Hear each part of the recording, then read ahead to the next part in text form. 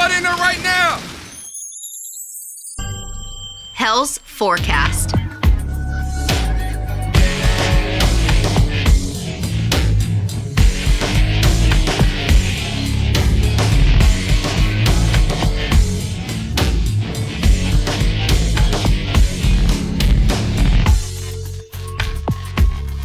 Welcome everyone to episode 9. Sixth season, episode 9. All right. It would be a lot cooler if it was. This is episode 9, season 6, Juggalo Rewind. I'm Peter, that's Chris. What is going on, Chris? Well, as you're listening to this, if you're, in your semi-truck first thing in the morning, toot toot, give me one. But if you're listening to this later tonight, Michigan, Frozen 4, it's happening, it's going down.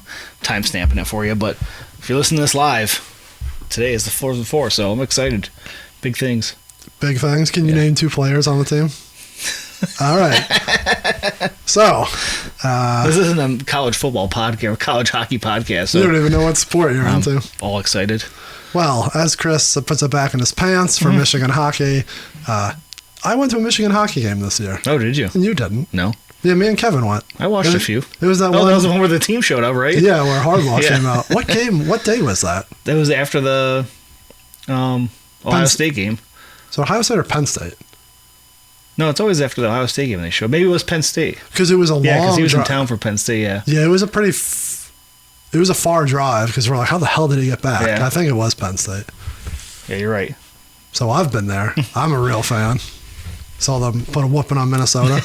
Minnesota was a tough team. They got knocked out, though. I think they lost to Minnesota in the game we went to, but that's irregardless. Hey, they're not in the Frozen 4, though. Minnesota's gone. That's it's the breaks of college hockey. One and done. Oh, God, here we go. This is something we've talked about for years where you're like, it's not fair. Hockey's not fair. No, it's one and done. The bounce of the puck. You never know what happens. All right. So, anyways, before I was so rudely interrupted. Sorry, yeah. What are we here for? This is the Juggalo Rewind podcast, your favorite Juggalo podcast. 100%. And here we deep dive into Juggalo albums, one track at a time, one lyric at a time, teaching you as we go along. And there's a lot to be taught this week, so be on the lookout. Whether you're a long-time Juggalo, maybe you're a new fan, maybe you just started watching Twisted on the... Warp Tour. I like how you always reference the Warp Tour as a gateway. Anyway. When's the last time they were on a Warp Tour? 18? Should be more. You're at Blue Ridge Rock Fest and ICP's there. All right, well, you remember that every time. No, I just like the Warp Tour. Very long-time fan, new fan, not a fan at all, former fan, whatever part of the Juggalo culture you establish yourself with, we're here for you. We're here to bring up the nostalgia. We're here to teach. Or just to have fun. Mm-hmm. Keep you company on your Thursday morning at 6:05. Doot, doot. Give me one. All the hardworking Juggalo truckers out there. If you're new, if you just happen to come here for Hell's Forecast... Maybe you're just a fan of Hell's Pit. You know, some of them people really hate Shangri-La for whatever reason. So maybe they're just a Hell's Pit fan and they're going to check out the only taste of Hell's Pit in this album. Maybe. Well, if that's you, go back and listen to all of our other seasons and episodes. Lots of fun stuff back there. But if you're a regular, you know what's going on. Turn that off. What are you doing over there? Hey, I'm sorry. Unprofessional. Well, maybe it's something important. That's not important. So... It's Billy O'Bay texting you back. That would not happen because it's been only a couple months. I'm really bad at technology. Text me. 3 minutes later, text. 3 months later, nothing. Well, maybe it wound up in his spam. A spam text? Yeah. Idiot. Anyways, this season, as we said, we are talking the almighty 6th Joker's card, the Wraith's exhibit of Shangri-La. Shangri-La. Before we dive into that, let's see what's going on. What have we been up to, or what's coming up here? Now we're on the eve of Astronomicon. We'll be in the house for that. We are. If you're listening to this live-ish, that's happening this weekend. Lots of exciting stuff happening there. Mm-hmm. Horror, Juggalo, wrestling, family. ninjas, superstars. Who's going to be there? Who are you excited to see? I was thinking of going to get the guy who played Leatherface's autograph, but then I looked him up, and he's not like the main guy who played Leatherface in Jack's Chainsaw 2, so I don't think I'm getting anyone. How many people played him? A couple, apparently. How? I mean, he was like the stunt man. No. He did the action parts of... Just like the first year, we were all excited. We bought Michael Myers a beer, and it was just Michael Myers' face. It wasn't actually Michael Myers. Oh, you see, I didn't know who that was. Yeah. I was just sitting there. He's still part of the crew. He's still Michael Myers, so we bought Myers a beer. But it wasn't Nick Castle. It was before we realized Nick Castle was the main one. Oops. All 7 years ago. Who would have thought? But here we are. At the Loon Cafe. I thought about getting Kane Hodder, but he's the most expensive autograph of the entire show, which is insane to me. I'm not super into horror, so like he's not a icon to me, but his line was crazy at Horror Hound. Yeah, I just assumed he was he was one of the guys who just looked like 40. He was 40 back in the day, 4 years ago, when he was at Astro. But how much is it now? 80. That's him and Slaughter are the two most expensive. So random. So let's tie this. Well, we're going in different directions. So I think we talked about me going to Horror Hound. Yeah. The next weekend, I went to Squared Circle Expo in Indianapolis. It's for you being a cheapskate. Not cheapskate. I'm just saying it's all over. Like it started a couple of years ago. I'm sure it started with a lot of different things, but AEW really started it. I think when they started when the people would charge an extra $20 for figures. Yeah. So now the premium items are like more. Mm-hmm. Fucking Slaughter's, I don't know what he is at Astro. So if you like Sergeant Slaughter, I suggest you come out. Yeah, I'm discouraging people from getting their autographs. Meet the All-American Hero, because this is how it is. It's not getting any better or worse. We're not shit talking. Well, yeah, this convention is not different than anyone else's. It just right. I wasn't expecting it when I seen the list dropped. I'm like, oh man. I don't know if it's for here. I don't think it's for Astro in particular, but it was for WrestleCon. Yeah. Slaughter was like 60 for an autograph, 80 for a figure, 100 if it's G.I. Joe, 100 if it's an Elite. That's so weird. An Elite jumps from. He does a different price. I've heard if it's the Iraqi ones, like a crazy amount because he doesn't want to do it. And Honky Tonk Man will name his price when you put the item in front of him. Like, that's my... Yeah, I need to at least see it. That's my anxiety. I need to know. Remember back in the day when you would just like be at a Gibraltar, or not Gibraltar, but somewhere, and you'd have to like ask how much Virgil it is? every time would never have a price. It would change by person. But fucking Honky Tonk Man will be like, oh, that's an LJN, that's 150. Yeah. Oh, that's a Hasbro, that's 300. Oh, that's a poster, that's 285. Like, he fucking... No. Just pulls it out of his ass as he's sitting there. And not that Slaughter's doing it, but now that the premium item is a thing, everyone is more. Like, yeah, long gone are the days of just like $20 for an autograph, or even 40. Oh, yeah. I mean, there's a big bunch that are 40, like Bill Mosley, I think, is 40. Like, a lot of them, that's sort of just assumed, Hodder was on that level. And, like, yeah, just ones I didn't expect. Like, certain ones that are, I'd say around the board, 40 to 50, most of them. Just some of them are a little higher. Just didn't expect, like... You'd expect someone like RVD to be more money because he's bigger and he doesn't have to do the appearances where you think Slaughter doing the circuit. Like, that's just what he does for a living now. But I don't know. I mean, he is, like you said, he has the G.I. Joe money, so maybe he doesn't need to be doing these as much. It is cool that he has G.I. Joe stuff, so like that is an additional thing to get signed. Yeah, he got a double fan base. But to double the money? Yeah. But that's what they do. Yeah. And to be fair, it's not always them. So, very long story short, we don't know, we're not the ins and outs of this, but like, if you have we'll call it a sponsor, or a person brings him out, they pay Slaughter X amount to walk out of his fucking door. Right. They set the price. So they need to recoup their money. Right. Don't blame Sergeant Slaughter or Jim Duggan or Honky Tonk Man's piece of shit. But like, you can't always blame the person. That's their management. Honky should be bumped down after he lost his greatest Intercontinental title to Gunther. That's also true. It's I was just going to make fun of someone else too. But it's make fun of the boy that you're about to get in a fight with. Oh. But that's neither here nor there. But prices are just how it is. Yeah. Squared Circle was cool, but yeah, prices are all over the place. Well, this will derail the original question. Was anyone I was saying? Astro, my idea was to get my Texas Chainsaw 2 signed by Mosley and the dude who played Leatherface, but if it's not the main guy, I don't know if I'll do it. So I'm like, is it weird just getting Bill on there? I have to look at. He's got a small picture on the cover, so yeah, I don't know. More so, I have to have an item that I really think needs an autograph. So it was like, I just want to, get someone's. Yeah, but it might be out this year. Might just be buying merch.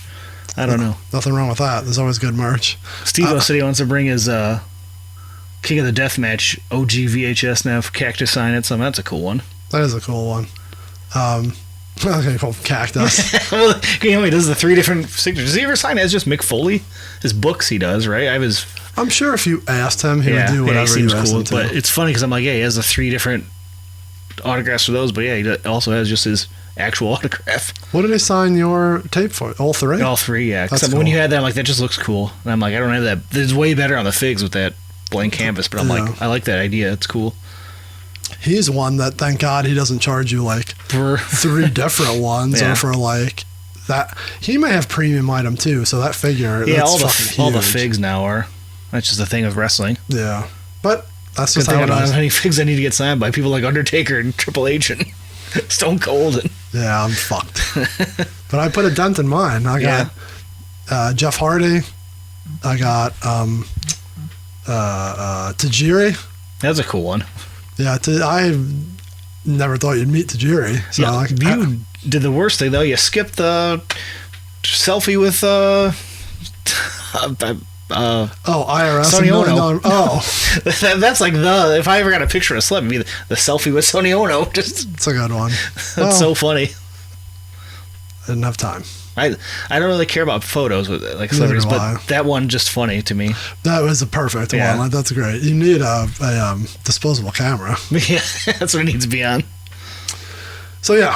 Anyways, Astro, way off the rails. Coming soon. If we're talking Juggalo stuff, the yearbook that they have is super cool. So that'll be signed by Twisted 2. I seen it. Not merch all table. of them, I don't think, but a certain amount. I think. Yeah, so. Speaking of limited edition, I got to get in there early before the doors open and while we're setting up and get myself that. Come on now, that vinyl. Kayfabe, brother.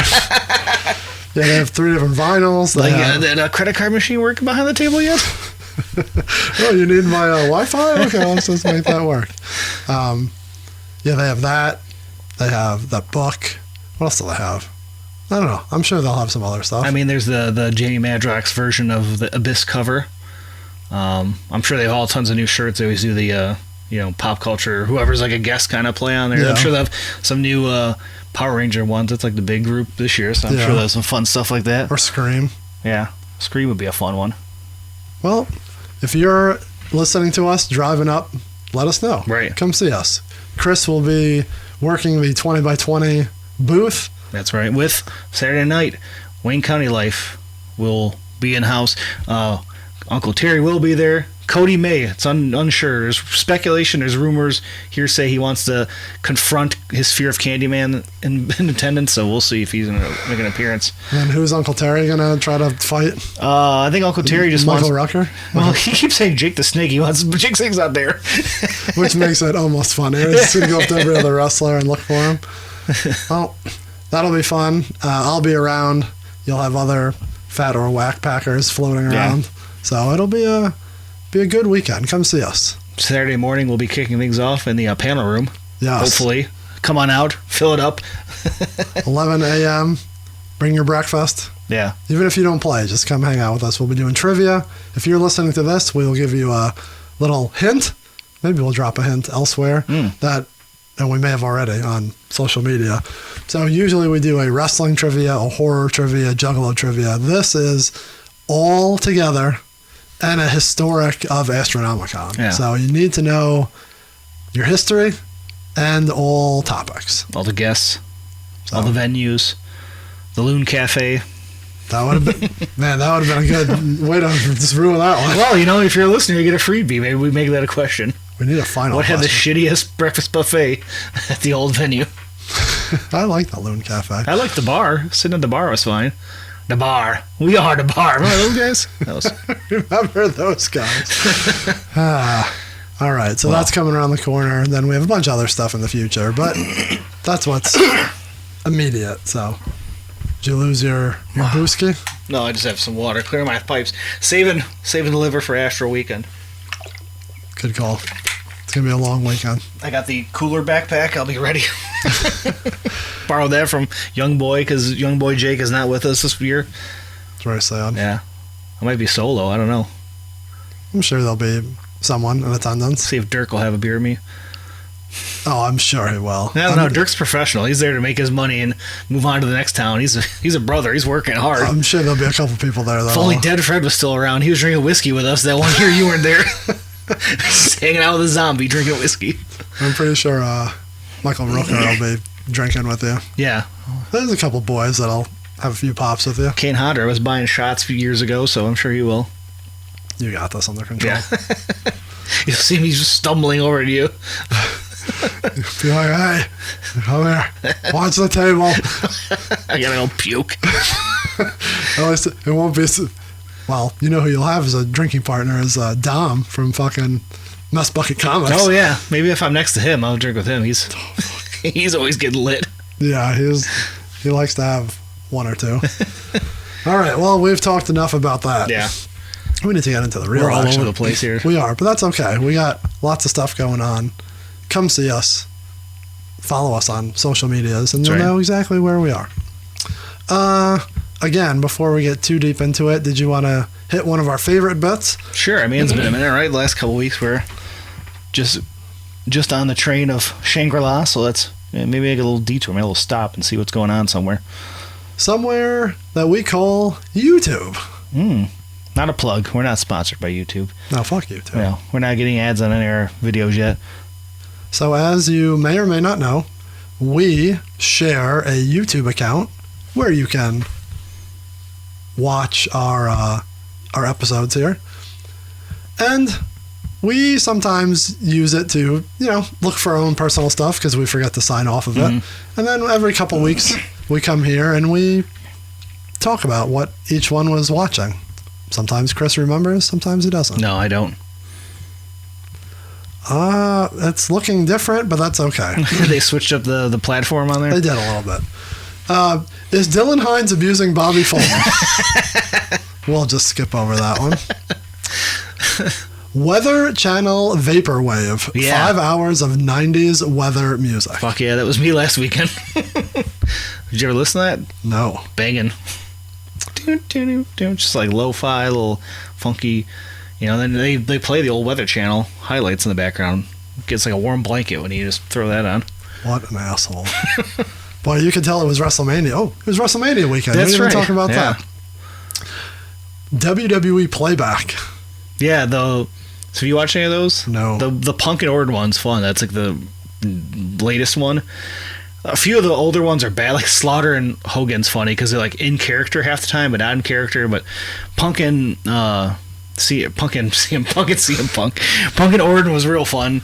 Just talking about the Mania match they had. Punk was saying that was like his first real solo one because the year before he had Ray, and Ray got stuck in the contraption they shot on the stage, so like their time was cut because they like cut behind. And he's like, before that I was always in the clusterfuck ladder matches. He's like, so this is my proving point. And he's like, you're a veteran at this point, even though you're still young. But he's like, you're one of the big names that shine against you. So it's cool hearing them go back and forth about that. Orton just watching at one point, he just goes, man, look how young I look. He's just like, oh man. Even just a picture here, Orton is huge. Yeah. Jesus Christ. The Unbreakable Bunch movie trailer. Oh, I sent that to you and Andrew, the Wrestlers versus Zombies movie. Have you watched that trailer? No, it looks so bad. It's got Larry Sabisco is one of the wrestlers. He's just beating him up with golf clubs. Great. CM Punk on that MMA fighting. I still haven't watched that. Oh, that's a good watch. It's interesting. See the comeback that the Bucks are doing? Yeah, but that's everyone thinks that's going to be real. It may not be. It may just be like when fucking Shawn Michaels brought out the mini Bret Hart. Someone goes, they need Jack Perry sitting with a midget CM Punk. Can't say that. I'm sorry. Bleep that out for me. Well, in wrestling, they're called that. That's what they're called in wrestling. That and minis. All right. We have Alex Abbas on Replicon Radio and the MC Lars podcast. Yeah. So you were watching that. Wow. Lots of Vinnie Mac. Sometimes me and Daniel wind up on that at the end of the night. More Vinnie Mac. More Vinnie Mac. Bunch of movie trailers. Michigan football. Michigan basketball. Ooh, Schizo the Rider. Oh, yeah. He's out there. He's out there. Violent J announces JCW getting its own live channel. I didn't watch that. Did you? I don't remember watching that. Lots of Mutilation Mix. I was listening to that because I forgot all about those skits. Like it's just like phone calls in between. Yeah, I forgot that that's in there. So I was listening to those. You have an old Shaggy show. Lots of Michigan football. Steve Martin documentary. Oh man, I started watching that. I watched the first half, which is just like right up until he becomes like a movie star. Super well done, interesting. Like it's him narrating it, almost like it's like a like spoken word book or something, from an audio book or whatever. But yeah, well done, clips and all that. I forgot how fucking massive he was as a stand-up comedian, like selling out arenas and stuff. The Leprechaun news story. Leprechaun said, "Yeah." Kenta Kobashi and says, "Why is there Japanese wrestling?" I was watching that. Someone said that was like the best match ever or something. Angry Grandma. Why is there Japanese wrestling on here? I mean, why not? And then we're back into, I think, just the normal stuff that we've talked about. Klooner video, Girl Would You? I think we've talked about that. That was a few episodes back, I think. It's going to get heavy with Michigan football soon because I just finished reading... I thought you were going to say it's going to get heavy with Klooner. Klooner, that also, but I just finished reading Mountaintop about the 1997 season, and now I kind of want to go and see if they have all those games on there and just watch the entire 97 season front to back. You went on a fucking binge of music videos. That might have just been a night hanging out. ICP, Blaze, DJ Clay, Black Milk, Danny Brown, Natasha Bedingfield, The Game. Some guy who I don't know how to pronounce that. Lots of stuff. So, yeah, lots of good stuff on our YouTube. Was it Krugabin? However you say that? Yeah, so I think that's they're coming to Masonic. I can't wait.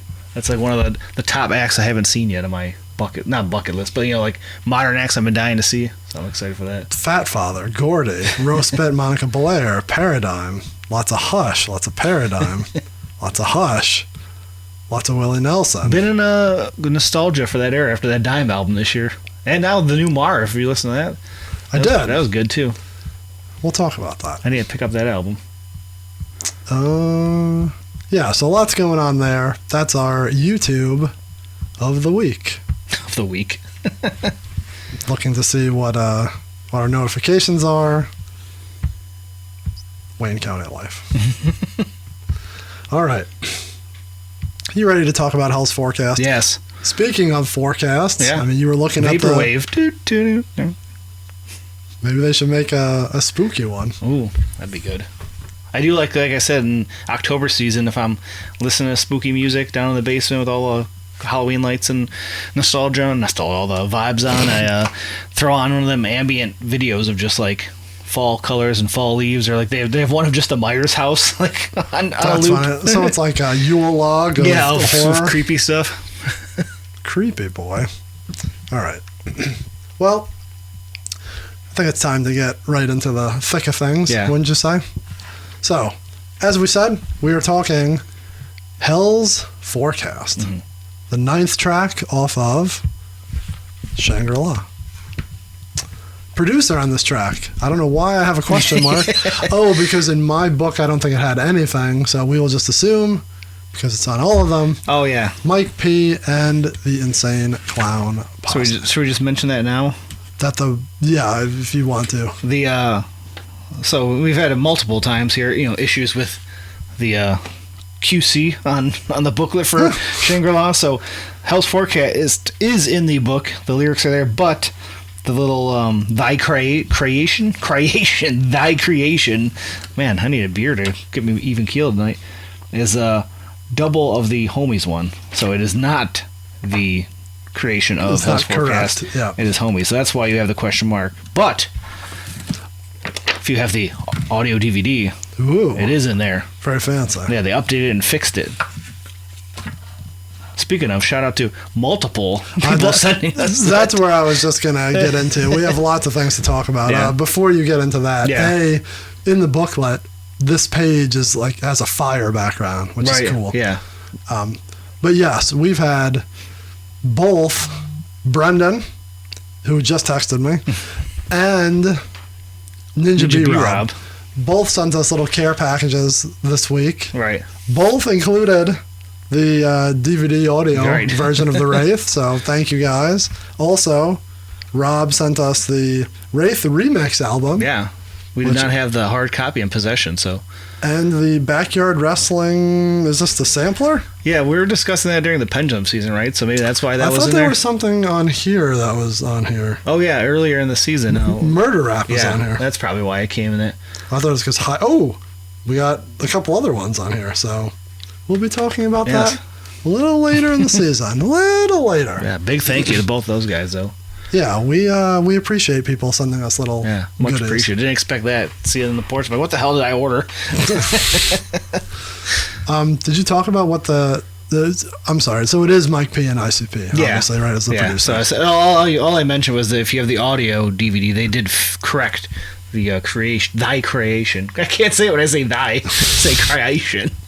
What's wrong with you? The creation at the bottom is fixed. But we'll get to that in a minute here, right? Yeah, I think so. Time on this track, 2 minutes and 58 seconds. It's all fucking stuck. Video, gets to see all this. That's true. You know, it's that time of the year. Everything's booming here in Michigan. It is, I feel like it's like stuck, like right there. So, 2 minutes, 58 seconds, track number 9, as we said. Where else can we find Hell's Forecast? Where can I find this, huh? Well, Tell me. If Shangri-La is not enough for you, it's also on the Wraith Remix CD, Yes. which we will talk about a little later. That came out in 2007. Yes. I always mix up that. 7. And then it was also on the Wraith Picture Disc. Right. So there's 2 tracks on that. It was, Murder Rap, I believe. oh yeah, I think you're right. The regular version and the instrumental. Yes.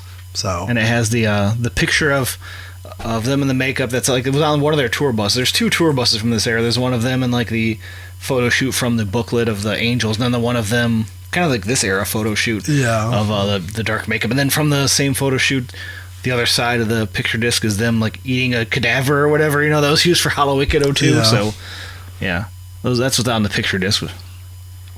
And you don't have that? No, that's the one I'm missing from the Hell's Pit vinyl collection.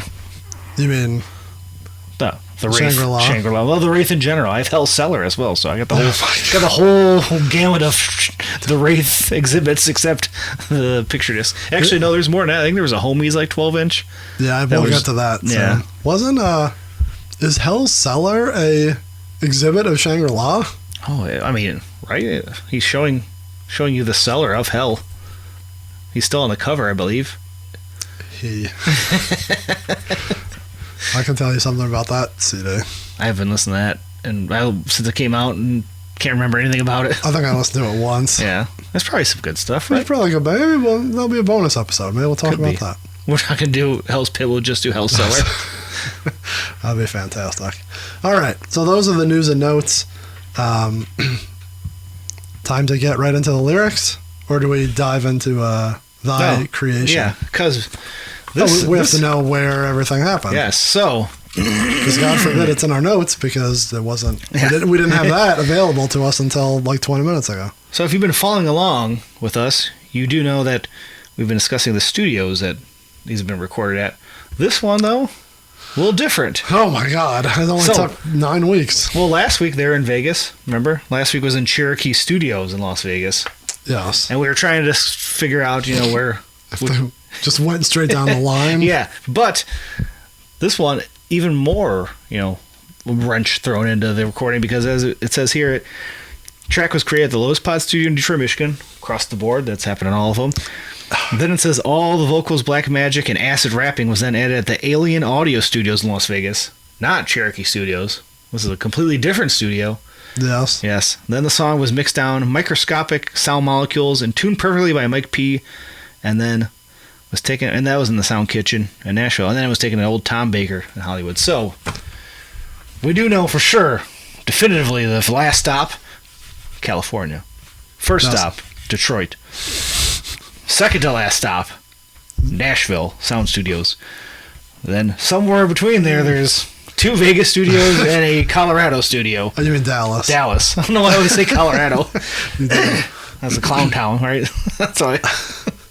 Nonetheless, so I think we were trying to figure out if Dallas was first. I think at least the Alien Audio Studio in Vegas was first, because if you listen to Beyond the Paint, Behind the Paint, read it, listen to it. Yeah. You can listen to Jay, but in Beyond the Paint, Jay says Behind the Paint, you dipshit.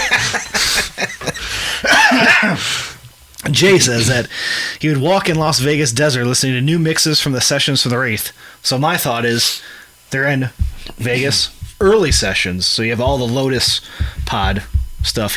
They get to Vegas, they get to the Alien Ant Farm studio, whatever, Alien Audio Studio, and as he's listening to these early he says new mixes from the sessions for the Wraith. So my thought is he's listening to these new early demos made at the Lotus Pod as he's walking around.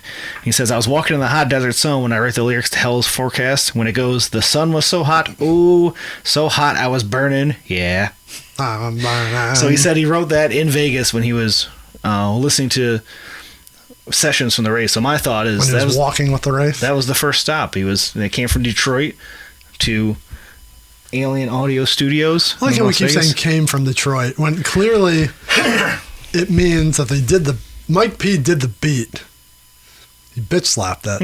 Mike P does the beat, and they have nothing to do with it. And then you're talking about in Detroit? Yes. I think they're there, and it's just like early demos. Some of them, not full lyrics. Maybe Jay's just going. What can I put over that? Maybe he's saying. Maybe they're sitting there and going, Mama told me when it rains. Like, what can we do with that? Let's record it at the Lotus Pod, and we'll head out to Vegas and try to figure it out. And Jay said, I got it. It's hot out here. Now, there could be some truth to that, and we will see it in a little bit. Yeah. So there's a little bit to that. I think we're unraveling the mysteries of Shangri-La's recording sessions right here. We're digging underneath the Wraith's feet into that book. Into the cellar. Not into the cellar, into the book that he's coming out of. So, but I think that's the most interesting note, is that there's 2 Vegas studios. Alien Audio, unless they just fucked up the booklet. Also, highly possible. That could be it. But, right now we have 5 studios. 5 studios! All pulled together to make this masterpiece. So far, yeah. You never know. Never know what's coming up. Speaking of masterpiece, let's dive into the lyrics. That's right. Got the old book out here. And as you said, they put together the Juggalo rap and the wicked shit, right? Yes. What do they say, like the acid rap? Yes, it says vocals, black magic, and acid rapping. So here comes the acid rapping. Yes. Well, I don't know if it really does. But as we say, every week, songs bleed from one song or 1 week to the next, one track to the next. Last week ended with Isham, and it picks up with Isham. Right into this. Isham's little spoken word intro saying, I am the wicked shit. Yeah, which continues over from, we said last week, and right when he says that, like the flames kick in, furnace goes, Kane shows up, all the hellfire and brimstone's going. Just like an Astro. Little callback to last week. We're gonna always be stale. Some of y'all not gonna make it to Shangri-La. Some of y'all are gonna be waking up on some whole other shit. So this is the juxtaposition, as they like to say, of the the good, the bad, the heaven, the hell, the Pops shangri-la. up good, go to heaven. Pops up bad, go to hell. Yes. So Isham is saying, not everyone's making it to heaven. Some other people not making it there. Yeah.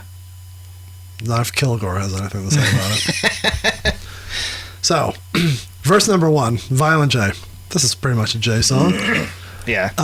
It's a very, what's the word for this beat? Very like, dun dun dun, like, he's got a very steady beat. Methodical. Yep, that's a good word for it. Yeah. And his cadence follows it. Yeah. He's riding it. Almost to the point of he's just reading and not rapping. Yeah, and it's not your typical J at and all. at 1 or 2 points, it's like, oh fuck, this is weird. Yeah. But that's just how his cadence is for this song. Yeah, there's one point later on that just sounds so off to me. Almost us reading it's going to be very similar to how he does it. But we'll try not to. Something had woke me, a thump on my roof. This is fucking Christmas. Santa Claus, I'm coming. Something had woke me, a thump on my roof. It was followed by crashing, more thumping ensued. Yeah, this sounds like a Christmas carol. What are you doing without the lyrics? It also is very much like the Wizard of the Hood, where he's That's just true. in his house and like shit's all going crazy around his house. I jumped out my bed thinking I'd been invaded. Okay. Heard smashing, more pounding. The sound escalated. Looked out my window, blood dripped down the glass. I see bodies lay twisted and mangled on grass. It's very, I was about to say poetic, but you know what I mean. Like simple poetry. It But reads like a poem, and it's very Violent J visual storytelling. Yeah, I was like just about to say that the blood dripping down the glass is very much him. Like you were just painting a describing him picture. coming out of the bed. Like it's even like you said, the Wizard of the Hood or some of them early tracks talking about jumped out of the bed, eating the grape nuts. Like yeah, he's not in bed a lot. He's not. It's not like he's rhyming like something crazy, but he's with the handful of lyrics there. He's painting a picture pretty well. Like not bad for something like you said is very simple cadence here. Good at the visual storytelling. I ran into the main room. Who calls it the main room? Asshole. I ran into the main room and Shaggy was dead. So was Nate the Mac Jumpsteady and ABK. A little sing along there. That's the part that's like doesn't really fit the beat. It's just how he says it is just how he has to get those names in there. Bolted I still can't get over the main room. You think that's the living room, or is that like the foyer or whatever? Where would the main room be? The main room's like your living room or your family room. Because there's a family room and a living room. Those are separate things, right? Well, in your house, because you live in rich Livonia, yes, you have a living room and a family room. The living room is just a small addition in the back. Don't get it full with a guy living up on the hills next to Cluner. High living over there. He's high, all right. Have you seen my play? I'm not high living. Not living the high life. I was at a war with rats over here in Livonia for 3 years. Killed them all. I'm at a war with a fly in my place. You're in a war with a guy banging his girlfriend. They may have broken up. You haven't heard that going for a while? I have not, but did I tell you? I have proof. Someone came over and was there when they were doing it, and they just said, "Oh Lord." They just said, "Oh Lord." It's loud. You should start recording it like those two old couples that are arguing, going back to the Lotus season. Raymond and Peter? Yeah. What's their names? You couldn't get a fun couple like Raymond and Peter. You just have two people banging loud. Man, and slapping the shit out of each other. You want to hear clapping for your camera. Fucking man. Yeah. But yeah, haven't heard them in a while. But I think he was out of town for the week, so... Oh, he's all backed up and ready to unload. Did I tell you that maybe... I don't know if this is good or bad for me or him. Every time, instantly, as soon as they're done, I hear the laundry going on. So someone is messy. Or he's just a neat freak. And yeah, maybe just, I don't know. Yeah, it sounds like he'd be messy, like, to go that faster. Every time, right in the fucking, you hear that kick on. So. All right. Yeah, so the main room. I have a main room because I only have a room. You have multiple rooms. A room. It's like I live in a fucking, whatever. Bolted out of the house to see if it's a joke. I heard hundreds of car alarms, saw flames and smoke. I picture like the first couple seasons of Walking Dead. Yeah. Where he just goes out and it's just like smoke and just Or fucking... have you seen the movie The Road? Back in like late 2000s? That kind of gives me that vibe too. And the sky above red, I see dead bodies falling. It's raining with corpses. Sorry, I jumped ahead. The blood is appalling. So, let's go back. Yeah. He looks out his window. There's blood on the glass. He sees bodies, dead bodies just all over on the lawns. He goes outside. Car alarms going off. Flames and smoke. I wonder what's flames and smoke. Like houses? Yeah, I mean, Burning? you're just painting a picture of like an apocalyptic scene. Yeah, that's what I... The sky is red. And dead bodies are falling. Yeah. So it's literally raining bodies. It's raining with corpses. The blood is appalling. Is it raining blood too? Yeah, probably. So it's chunks like of body and blood and big fire sky, and there's just corpses. Do they have a Hell's Pit song just about bodies falling out of the sky? Don't they? This angels are falling. Angels falling. That's where he talks about shooting them out of the sky, though, right? That's what that one is. That's it's also true. I thought there was one like bodies falling. Balls falling on everywhere. Yeah, that's an Esham song, right? I thought there was an ICP one from Hell's Pit or maybe later. Maybe it's them together, but he does that. Yeah, it might not be from Hell's Pit though. So this isn't Hell's Pit season. We're on the exhibit of Shangri-La, so fucking lay off me. We need to be more upbeat and positive with us. So then we get a Shaggy chorus. Yeah. Singing. This is the... Well, it's his version of singing. It could have been Sin doing this, but Shaggy screams singing. Mama told me when it rains, it pours. And that's the classic Juggalo, like the loud cadence of a bunch of, it pours, like they always like layered a bunch of voices. Yeah. But never mention dead bodies. Dead bodies. Mama told me when it rains, it pours. La-dee-da-da-dee-da-da-dee. Dead bodies. I don't mind the chorus. It's kind of ridiculous with Shaggy scream singing, but it's fun because you have the little like Mama tells me when it rains type thing in there, so that's cool. And the beat picks up, like it's way heavier for that. I like it. What they call the bridge is Jay, kind of like a intro to the next verse. His voice has like a weird effect, like he's almost like underwater. Yeah, it's all muffly. It's everything. Even when he's in this chorus, though, it sounds like more strained than usual. Like, but this is definitely like a different. It's like Tom Waits. I've never seen so many horrified looks on people's faces. That's the one to me that just sounds like it doesn't roll off the tongue smooth at all. It's like it sounds like a jumbled mess right there. The blood horrified looks on people's faces. Like you can't get those words to flow out there well. Yeah, the next one is kind of bad. He does the blood is appalling again, but I hope I will never see what all them people saw and put them in their places. Yeah, the bridge part is very jarring. The blood the way is it goes. Appalling. I like this part though. The sun was so hot. I was burning. That's the line written. If you should annotate that right now. I can't believe it's not in there. Yeah, me too. I wrote it. Well, I can tell you why, because whoever put that shit in there didn't do a very good job, as we will talk about in a couple weeks. Nice little guitar riff during that, the bridge, just like it was the chorus. I was burning. So basically, Jay saying that he's never seen so many dead bodies together, and the faces on them are so like scared that he doesn't want to know what they saw. Right, to get him to that to like literally kill them, to scare them to death. So the idea is cool, but it just like I said, it's very jumbled in that part there. So then we kick into his verse number 2, back to his normal cadence, not the underwater thing. Dead bodies lay randomly, some stacked in piles. On all of their faces, pure horror, no smiles. So that's kind of what he said in the double back there. I see children and elders and ninjas my age.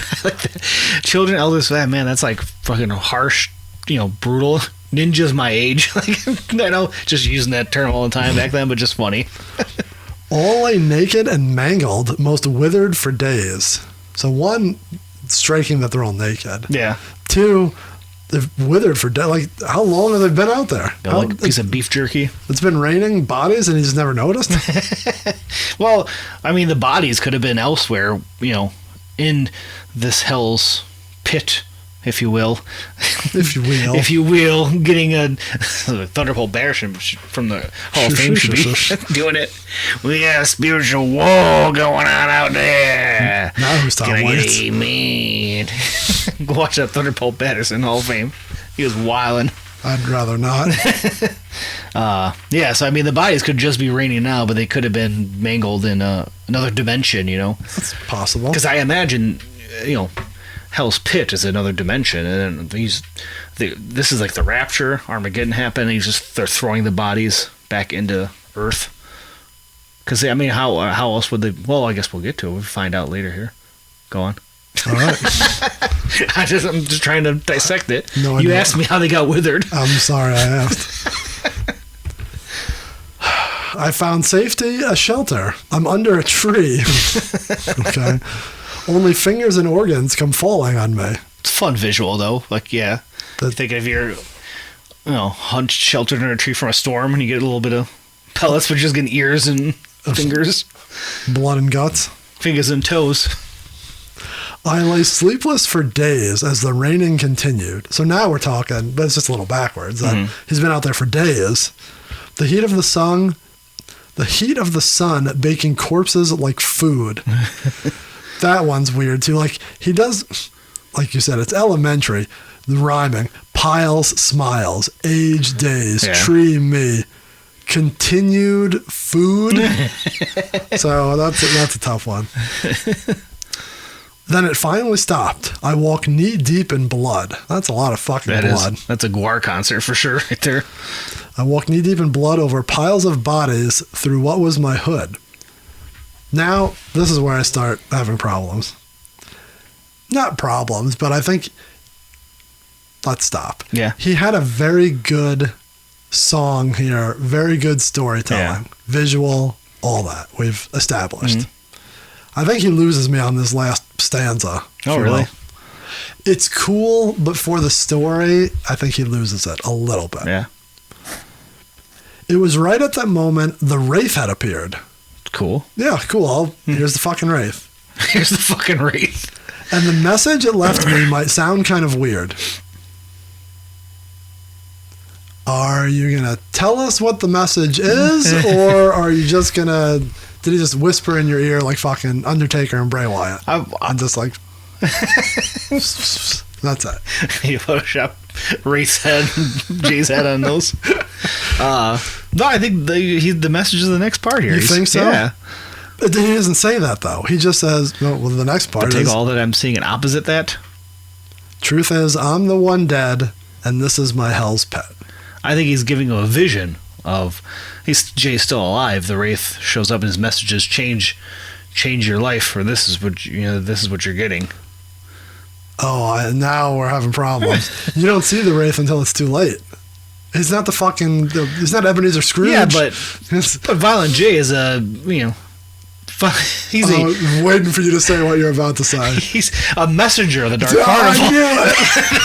He gets to interact with him, just like... I knew you were going to go there. It's like Christ gets to talk to God. What? I don't know. But I just had to pull something out because you said you can't get to the Wraith till it's too late. Well, or like you said, he's already dead. He's like a fucking oracle for the Dark Carnival. Yeah, he really is. We've learned this last season in the Pendulum. Even Jesus, aka Jesus, figured out, are these guys prophets? And so obviously they could talk to the dead. I like the idea. He's got a good idea here, but just the last couple fall flat for me. The message it left me. Yeah. Not he or she or they. It should. I think it should be non-binary. Death itself should be all-encompassing. The message it left me might sound kind of weird. I don't like that we don't hear the message. But take all of... I also don't like this. But take all that I'm seeing and opposite that. Yeah, that part doesn't really.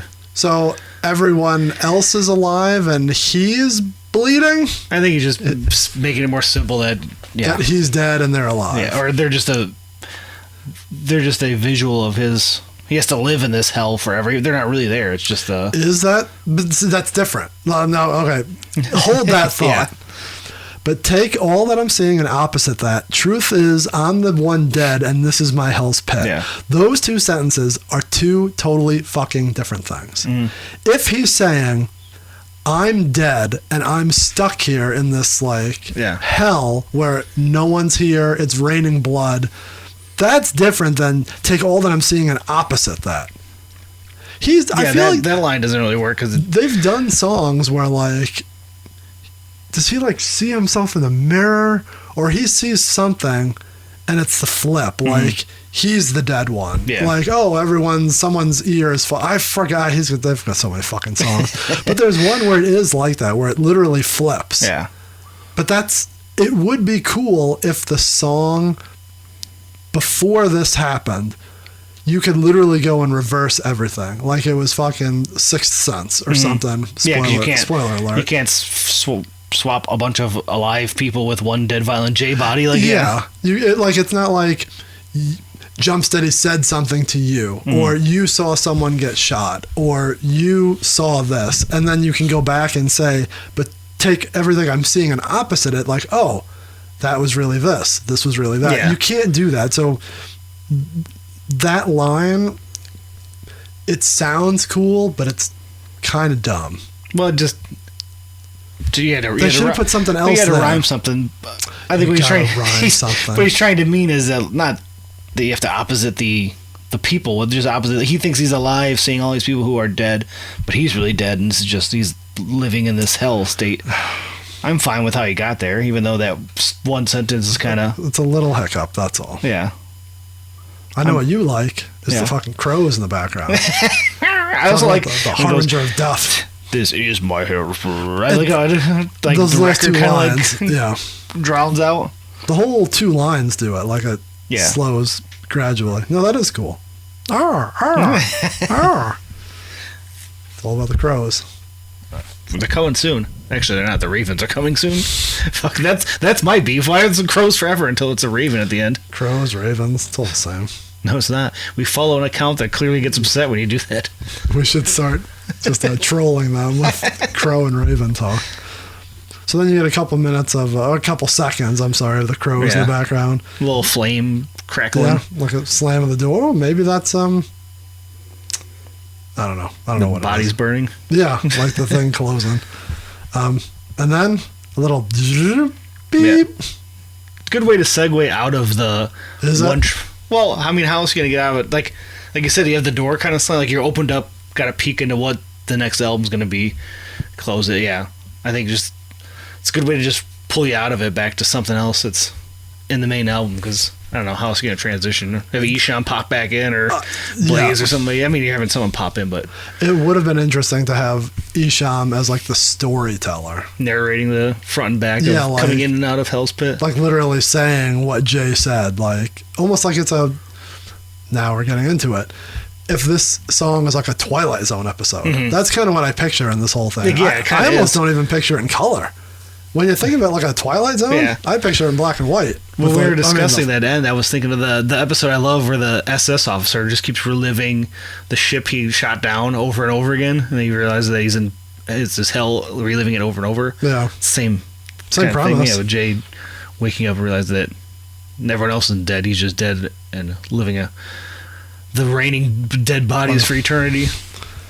Well, yeah, that transition is not fantastic, especially since the next song is the polar opposite of this. But we'll get to that next week. I get putting Hell's Forecast in there to preview, but yeah. It's interesting. I think no matter where it's going to be hard to come in and out of that. Yeah, you're putting this, between fucking... You can't put it between homies and cotton candy and popsicles. Yeah. It's the best you could do. It's like we said a week or two ago. I think from It Rains Diamonds to here is a nice little midway point of the CD where the first bunch of songs are one thing.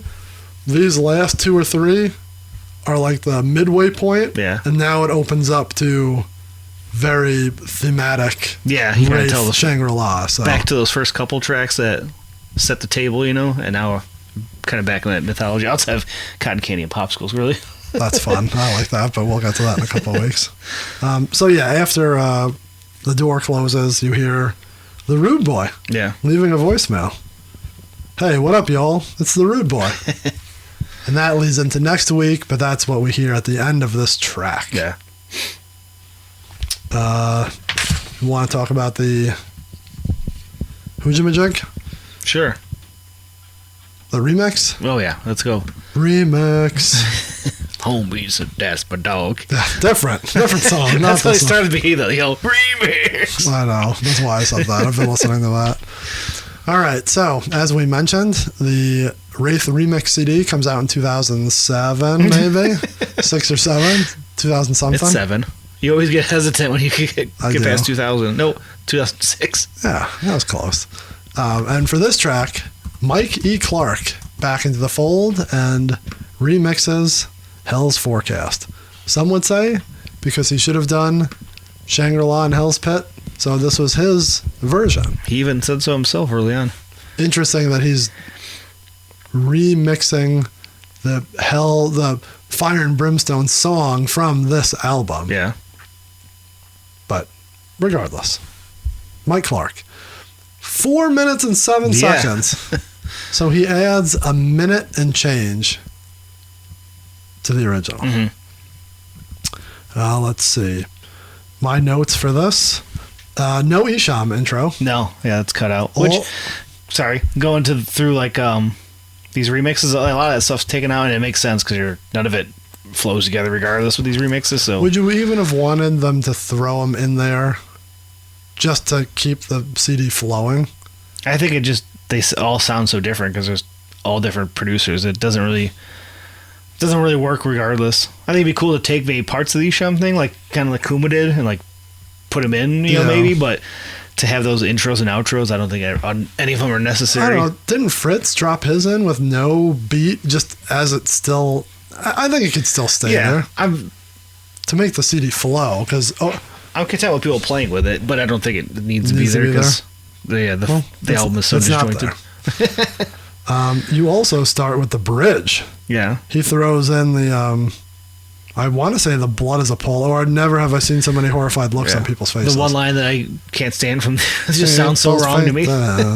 So yeah, he throws that in there like a little bit in the background at the beginning. So you got Jay's first verse on the remix. There's a little more of an effect on his voice, I think. But again, I mean, that's just Mike Clark fucking around with that, making it sound different. Less guitars on this version, more old school Mike Clark, kind of dark Carnival vibe to it, which works too with, like we were saying, that Jay's riding that original beat. He did a good job not making it seem real disjointed, especially knowing that original version so much before you heard this remix. So overall, the beat lends well to Jay's odd cadence on here. Odd cadence. So now let's go back to what you were saying, how maybe they recorded like a scratch demo that they've been listening to and going from city to city listening. The hook. Yeah. Jay does it.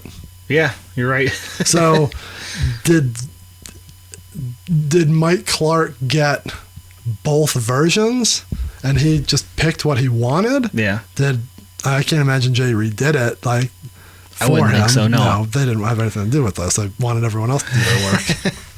Again, we talked about this a few weeks ago, I think. Man, I have another great question, but go ahead. What people got, we said Kuma had the quote saying that he found that... God, try reading the track listing on this. Jeez, that's even worse than the regular one. It's bad. Yeah, Kuma said he uncovered, digging around that lost verse. So obviously Mike Clark, probably had way more access to digging around and finding stuff as opposed to whatever they sent to filthy animals and KMK and everyone. Yeah. So yeah, I think the remix is just an interesting. Who found what? How they got to these points? Yeah. What present was he presented with? Right.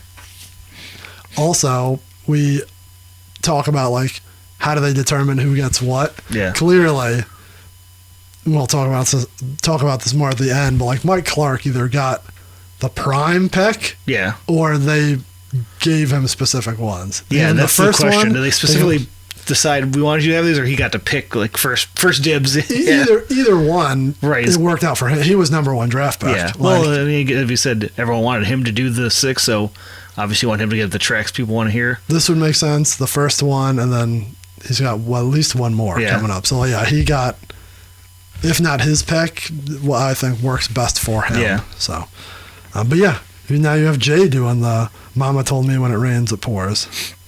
Interesting. Yeah. Interesting, different take on it. I mean, it's not like vastly different. It's just Jay's voice. Yeah, it is Jay's voice. Then the bridge, but it's only those first couple lines, not the "I hope I never see what all those people saw." That's all taken out. Just the very beginning. And then we get, I'm going to need your help on this one. When the second verse starts, we get 4 new lines. Yeah. So Mike Clark unearths a little new part of the verse. Yeah. You don't have it in front of I you? do not. I can, but I don't No, have it has some hang off fences, phone wires, and trees. Some hang dead from the light post, high up off the street, like a pair of chucks. You got dead bodies hanging off the phone wires. It's a heavy thing to hang on a phone wire. It's like guts on the ceiling. They create giant shadows of dead bodies hanging. You got more keep on falling, you hear hundreds banging. And then it cuts right into the dead bodies randomly, some stacking piles. I could kind of see why they would cut that out, because you're kind of repeating just dead body stuff, but I like adding to that visual of the raining bodies and Yeah, it stuck talks in about trees. And, how they're up in the air. Like, I thought maybe it was out of order, but yeah, I guess you're going top to bottom. You're going you're like looking out and you're seeing what's hanging, and then you're coming down and you're seeing the pile. So I mean, that first verse is so much shorter, even it's slightly shorter even without those added lines. So maybe they cut it just thinking, like I said, you don't want to reiterate that the bodies over and over, but yeah, I like it. It adds to the picture that was being painted of this hell's pit. And then what other note do I have? It doesn't slow down like in the original. Once it starts getting to the but take all that I'm seeing and opposite that, Jay's start slowing down. It doesn't here. It goes normal speed until it gets to "this is my hell's pit." Yeah, and then he reverses it and good old spins fashioned it. Reverse words. Yes. He like reverses, spins it, reverses it again, replays it, spins it, reverses it. Like, I think we know who enjoyed all that backwards talking on Tales from Lowe's Pod. Well, Mike Clark was a fan, and so am I. I like it. And then we get a minute and 28 seconds of chorus and beat. Yeah. No wonder this fucking song is a minute and a half longer. Chorus and beat.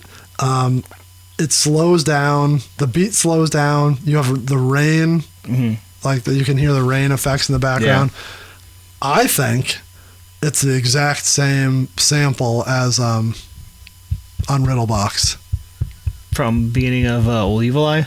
Is it? I always get that in 12. Is it Old Evil Eye, where like the thunder and the rain? Yeah, I think it's the beginning. It sounds the exact same to me. Would make sense. I mean, all thunder and lightning sounds the same, but like creaky fence on Freak Show.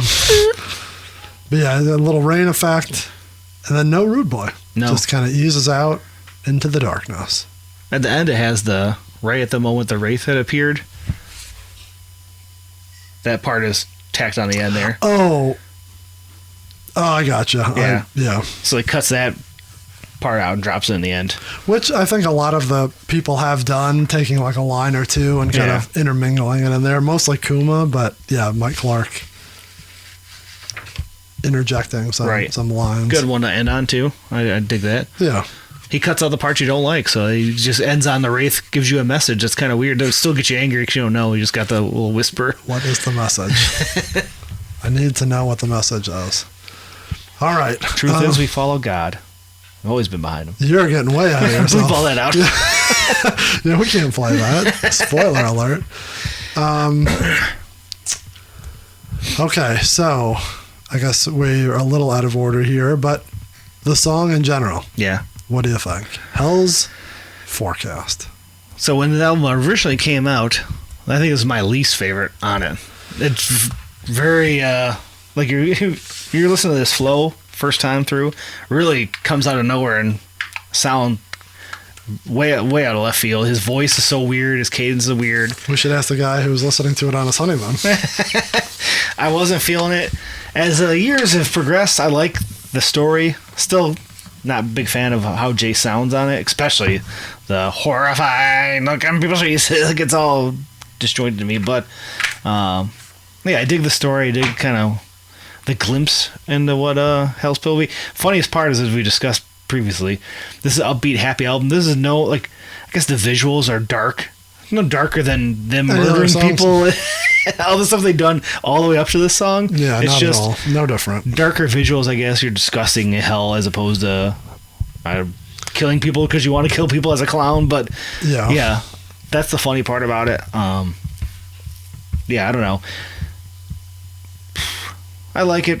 Don't love it.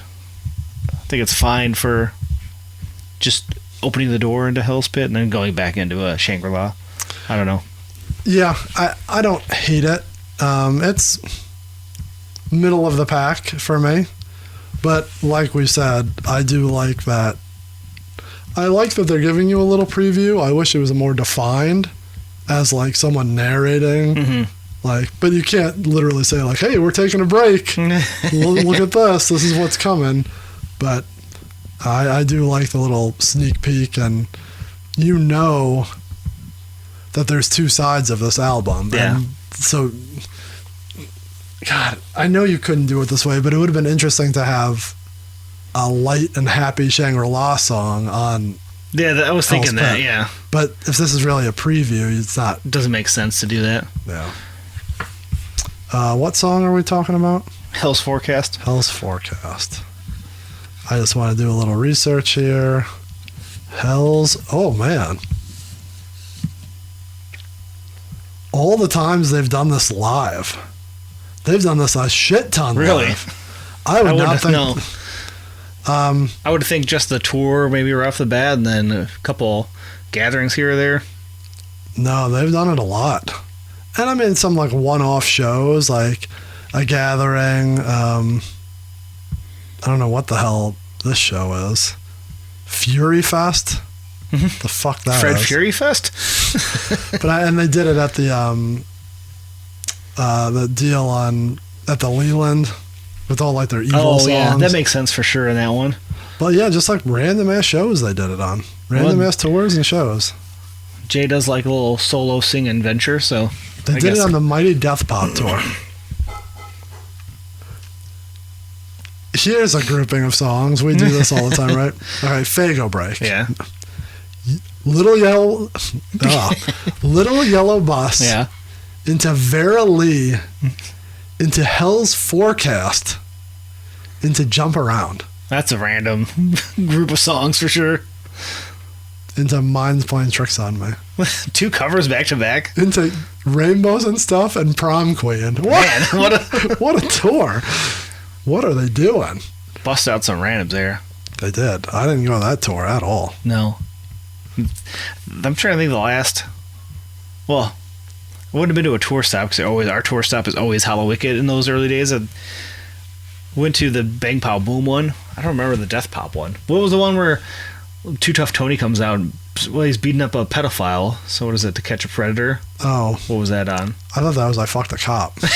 They do beat up a cop too, don't they? That's like the exact same thing to me. Well, that was Death Pop, though, wasn't it? Or no? Was that Bang Pow Boom? I have no idea. This isn't a Second Deck podcast. Should be. Soon enough, maybe. Maybe. Season 7? We'll see. All Second Deck all the time? All Second Deck. We should do... What would we call it? Deck 2 dealt. Second Deck 1 dealt. Second Deck 1 dealt. Now we're talking. Just all new school juggalos.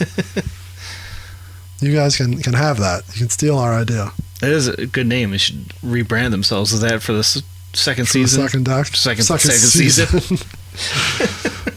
So yeah, they've done this a lot live. So I wouldn't have thought that either. What about the remix? I almost gonna take it. I don't know. I might take it over the original. Oh no. I don't know. I like how it sounds, but old school Mike Clark beat. Got a little reverse talking. I don't know. It's the closest it's been. A few more listens, I might take it. You might have to give me a few weeks to marinate on it. Every week it's getting closer. Mike P getting tired. It's like a gauntlet match. He's just got people coming at him. He has no rest. What was it? Bitch Slap was the closest for me. This past that. This one is like neck and neck. I said, I might need a couple more listens back to back. Headphone listen back and forth. Because I'm not that hot on the... like that pun? I'm not that hot on the original beat. It feels... Yeah. It gives you that like suffocating heat. You know, that you're out in the hot. Like guitars feels like uncomfortably hot, the beat. So it's not enjoyable as Mike Clark's is. Mike Clark's gives you the old school vibes. Yeah, it's getting there. I would agree. It's about the closest we're going to get to a defeat. Yeah. That randomly think of this. You know their song? We're describing it being hot that has a beat and gives you the vibes. The Sniper song where he's like, and it was hot that day. Say it in the tower. Yeah. So hot that day. Like that also gives me that beat. I love that track.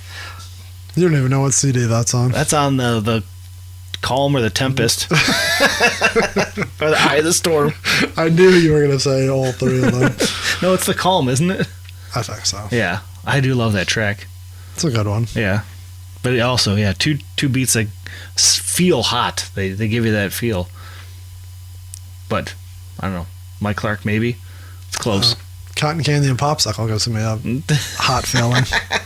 Gets me all hot and bothered. Calm down over there. Pants back on. Sorry. Yeah, I think it's getting close, but I don't know. Can I get a tie? Can we get a... what are we at? He's at 6, 7... Because there's a couple other... There's a Shaggy remix, so it's 7. Dr. Dre twice, 8, 9... So he's like 10, 0, and 1. Can we give him that in this one? I don't know. We had another tie with Bitch Slappers, didn't we? I think you just said you can't count it. You just yeah, we got rid of that when I put up the tally on the thing, I put like 8 and 0 question mark maybe. That's tough. Yeah, we'll go right now. We'll say he's 10, 0, and 1. All right. The number is fluid. It changes weekly. What are you watching? Rick Steiner? What is that? Yeah, they like showcased his like I think is this the were they going for the merch? Yeah. But they were looking for the Michigan jackets. Oh really? Oh man. Probably talking to your boy, the fucking greatest wrestling collector. Fat asshole probably has them, right? No, you don't like him? I'm indifferent. I don't. No comment. Okay. He bought some stuff. He's good enough. He's good enough.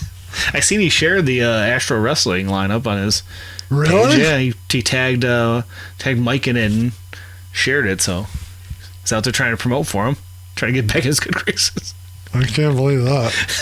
After clenched teeth, you say it. I don't know. I didn't see it. All right. Yeah. Well, if he's trying to get back in good graces, I'm trying to get us back on track. Yes. To get this show on the road. So we want to wrap this boy up. We want to remind everyone to follow us on all social media: Facebook, X, Instagram, TikTok, Threads, everywhere you can find us at Juggalo RWD. If you post anything about the Wraith, whether it's pictures or stories, whatever, use the hashtag WraithRewind and we'll find it. Yeah, our social media feed got kind of backed up with merch madness, but we'll be back on track posting more stuff, so send us some of your Wraith memories and we'll share them as well. Yes. Don't forget to rate, review, and subscribe wherever you watch or listen to podcasts. We enjoy seeing good ratings. Just give us a rating. It helps. Please clap. Please. It helps. I'm telling you, you're on Spotify right now on your phone. I know our trucker buddies out there, eyes on the road, you can't take it off. Yeah. But if you're stopping at the Flying J or one of the rest stops, before you get out to take a little pee ski, hit the little star on your phone of Spotify. It's all you hit a star. That's it. Yeah, quick and easy, in and out, just like when you're taking a shit at that truck stop. If you're at the Cracker Barrel where you got some lot lizard and you're in your car, just tell her, hey, or he, whoever, them, they, the Dark Carnival in general. Just tell them, hey, listen to this, and here's $20 at the road. And if you're on Apple, do the full review. Give us the full thing. But, I'm letting you know, Spotify bill, there's no excuses for you. No, there isn't. No matter where you're watching or listening, subscribing lets us come to you every Thursday morning. Comes quicker than my next door neighbor. Also, share with a friend. Wow. Whether they're... Look at that, stand-up comedian now here. Don Rickles. Whether it's an old juggalo, new juggalo, or someone you haven't talked to in 20 years, share. They want to hear us. Then you two have something to talk about. Come back together as friends. You can listen to us anywhere podcasts can be found. You know where all those places are. We talked about Spotify with the old Q&A and the poll, which is a pain in the ass for me to remember, but I do it for you. YouTube, you can watch our pretty faces. I think this changed, or maybe I wrote it right here. It's youtube.com/@JuggaloRWD. Oh, really? You may have to go and look at that. All YouTube's changed now where you have an @ but it's in your profile? In the URL. Huh. So if you ever set that up, unless you have to set it up again, but yeah, it's weird that the @ is in the URL. You can contact us multiple different ways. You can leave us a voicemail or text us or call us. Well, I guess calling and voicemails are the same thing, aren't they? 810-666-1570. Questions, comments, or stories about the Wraith. Maybe you want to know anything we talk about. You want to know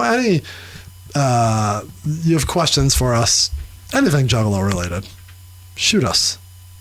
You're correct. It's @JuggaloRWD. In the URL. That's right. See, I pay attention. I know shit.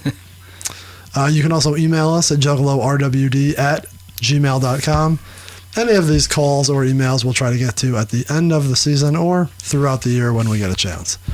Website still goes to 20 by 20 Apparel. I thought I at least removed that and went back to the old one. But I haven't checked that. So I think it might need to be fixed on the GoDaddy side because it's Squarespace and GoDaddy fighting over trying to figure out what to do. Oh, good. We'll get that figured out and fixed though by season 7, I bet. Well, that's juggalorewind.com. But while you're there, if you're surfing the web, check out 20 by 20 Apparel or 20 by 20 Pod. That's the stuff that dreams are made of if you're a wrestling fan. Right? Yes. Sorry, I was it's okay. sidetracked looking up Alien Audio Studio. Yeah, you go right ahead. Thanks to Steve for his music beds, Christmas for the voiceover work, and Clownstrumentals for the instrumental use. Although, I think I just pulled the official one off the picture disc. So, you know what? Fuck you, Clownstrumentals. Damn. I don't need your shit. Shots fired right off the bat on him. But in 2 weeks we'll be seeing you because we won't have an instrumental, so we'll need you. Don't leave us, please. He gives a 5-star review. Yeah. We like you. You can like us. You have anything else for us here on Hell's Forecast? No. I'm going to have to do my research on Alien Audio Studios because there's Alien Audio South, but there's also apparently one in Chicago, looks like. So we'll see if it pops up again. We'll do some research. All right. A little teaser for the future weeks. Speaking of teasers, next week, big one. It could be. It could be a couple big ones. Oh, yeah. I forgot this.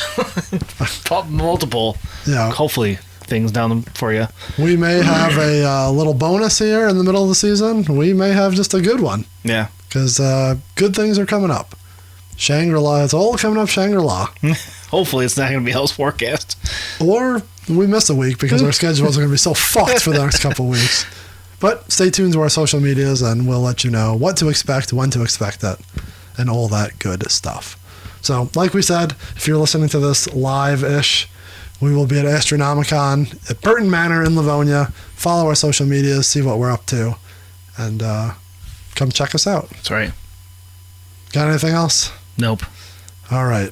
So, until next week, Peter and Chris, Juggalo Rewind, we will see you later.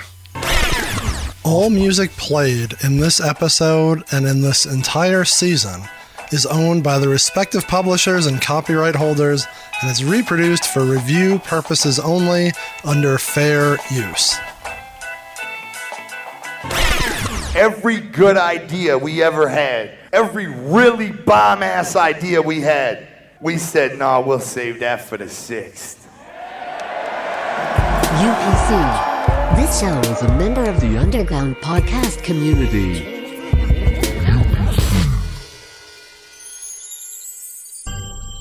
Hell's Forecast.